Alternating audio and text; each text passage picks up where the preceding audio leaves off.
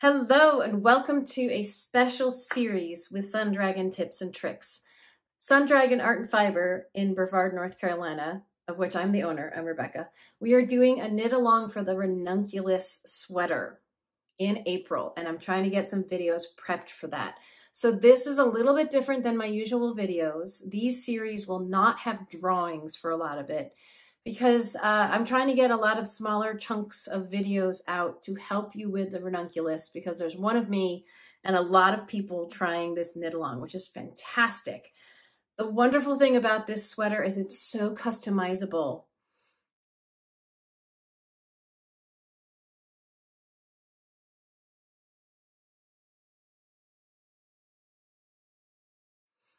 You can do it from a lace weight up to a worsted weight. You can do it in any fiber you want. Just know, like, plant fibers behave differently than animal fibers, like sheep and wool.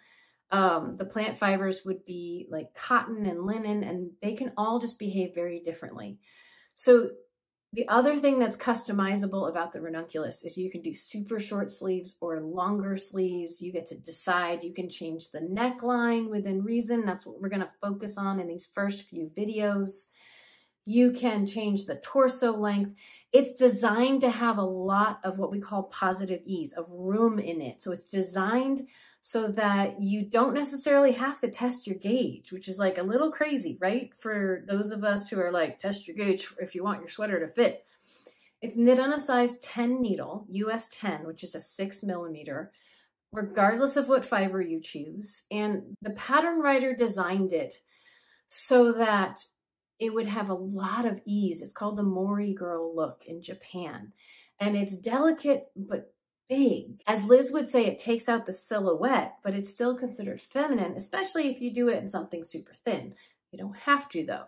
Anything from lace to worsted weight can be really fun for this. So the first in the series right now, I am going to show you, she has 2 cast-ons, which sometimes seem daunting because it's something challenging right up front. They are for a really loose neckline. So I'm going to show you some sample collars I've made in her 2 cast-ons, and if you did it in a regular cast-on. But please note, this can change depending on the fiber that you use. This is not guaranteed that all of these will work, but you might be able to get away with a regular cast-on instead of one of these fancier ones. I am releasing 3 other videos this week for cast-ons. Like, this one is about just looking at them and what happens if you knit with the same yarn on a size 10 needle.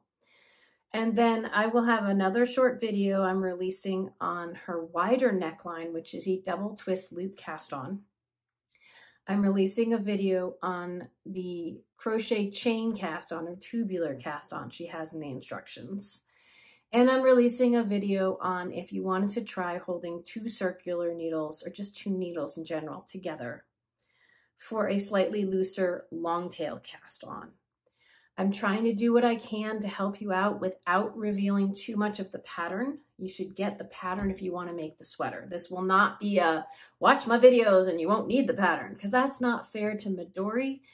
And it also is not the best way, I think, to make a pattern.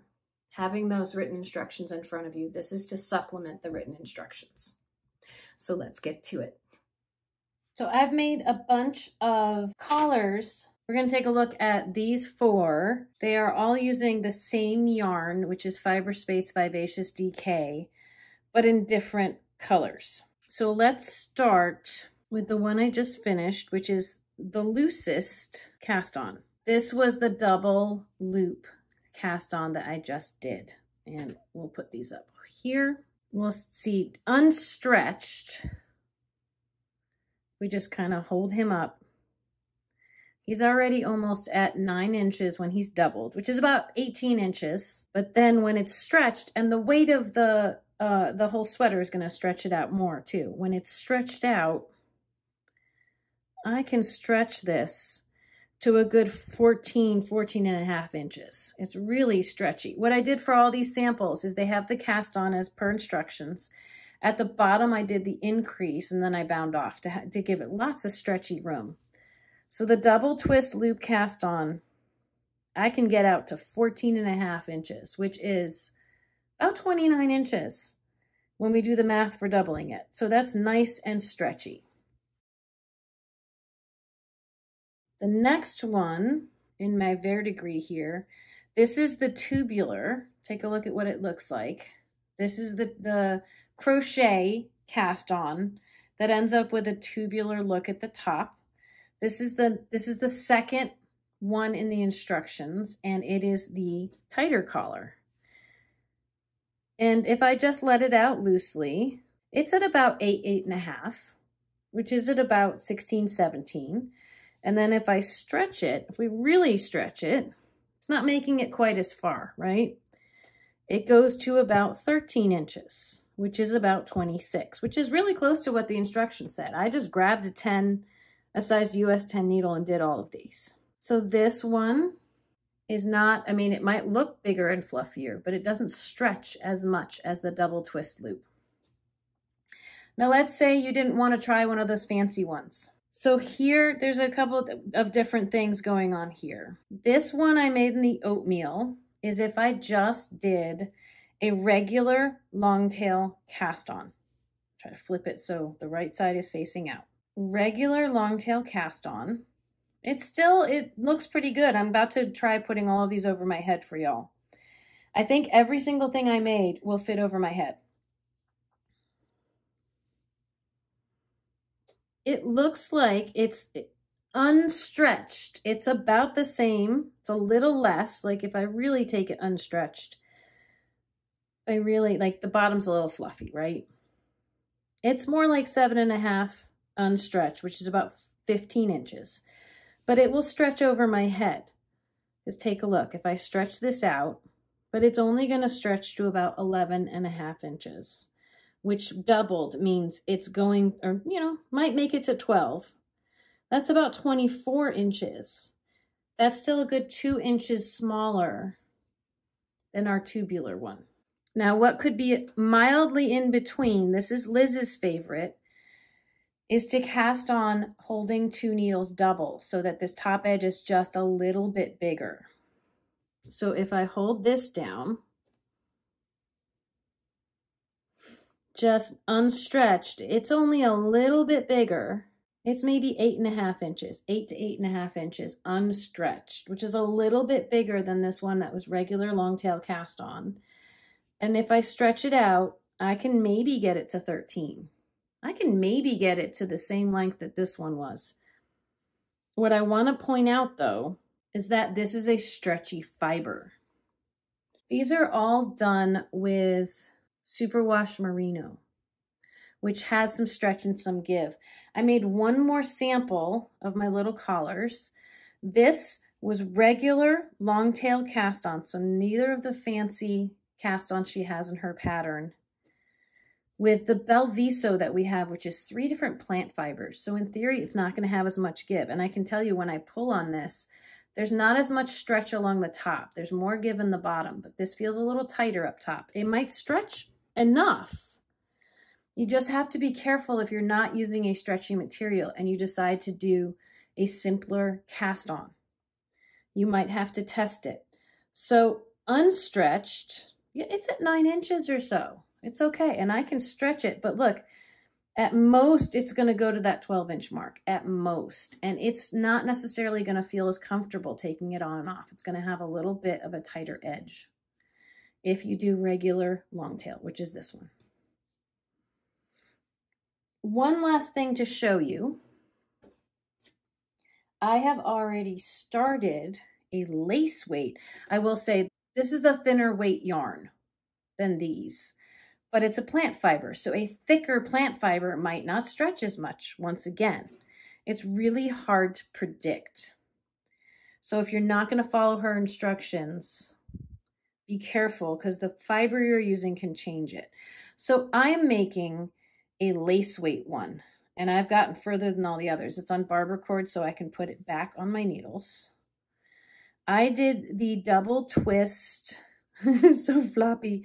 I did the double twist loop cast on for this, and if I can get the working yarn out of the way, I did the extra stretchy one. And this is Mayu lace. There's a little bit of cashmere. There's alpaca, and I think there's silk, but we'll find out. I did the extra wide cast on. This is the same number of stitches as these guys. And it's already starting when it's pretty loose, pretty big, but it's gonna really stretch out. I could potentially get 30 inches out of this when I'm wearing it. So it can stretch really wide. I want this lacy one to be wide and open, so I was okay with that. So let's try seeing what the stretch of all these that I made with the superwash merino is over my neck, right?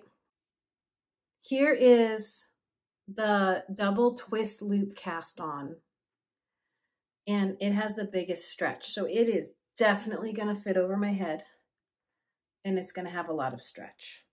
And I won't know exactly how it will fall until I put the rest of the sweater on it, which I won't for this yarn, but you know. So this will have a big, nice open neck. Get my hair out of the way.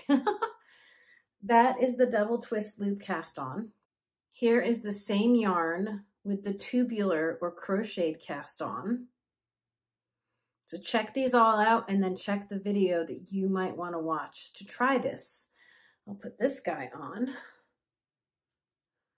And it will be loose. There'll be some room in there, but it's not as loose as this guy.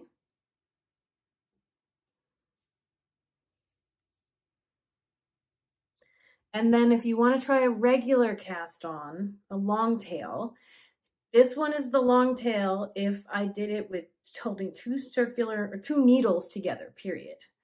But you'll be joining it in the round. So same yarn. It may not pull quite as much, but it might be pretty close to the tubular. I can get it over my head. For many people, that's the important thing. Remember, this yarn that I used for all of these has a lot of stretch to it. I mean, it's a springy yarn. So keep that in mind for when you are picking one of these. This was just straight long tail with the larger number of stitches, doing the same number of stitches as the twisted loop cast on. I can still fit it over my head. It may not stretch as far, which might affect the fit a little bit. Keep that in mind as well. And then this is the Belviso, which is a plant fiber. It's a little less stretchy at the top. Actually, the ribbing feels fine. It's the cast on that feels tight. I did a regular long tail cast on. I mean, this, look, should still fit over my head, but the edge might feel a little tight. But this is definitely going to fit over my head. Now, if I did a thicker plant fiber, it may or may not fit over my head. We'd have to test. You should definitely test. And the super lacy one that I'm making easily fits over my head with the double twist loop.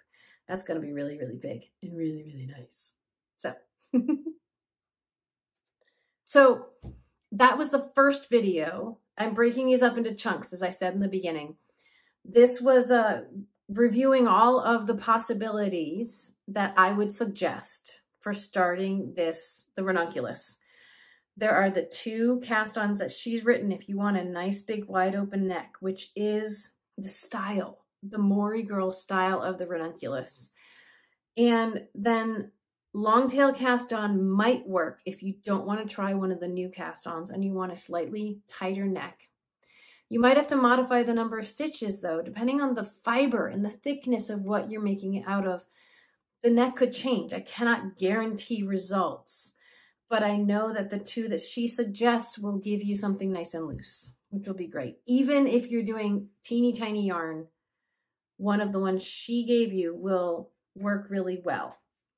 So the next in the series that I'm editing will be, I will have one on the twisted loop cast on, the crochet chain cast on, or the tubular cast on, depending on what you want to call it.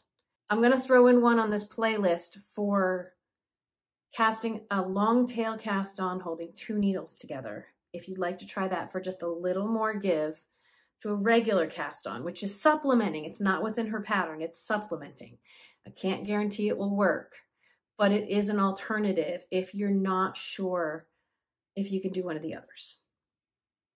Then the last one I'm hoping to release this week, I'm filming them all today, but I may be releasing them throughout the week. We gotta see what time I have. Will be on the lifted increase that happens right after the ribbing of the collar here. So you have a couple of steps to do. We won't be getting into the short rows until next week. So hang on if you're doing those, or just forge ahead and try them yourself.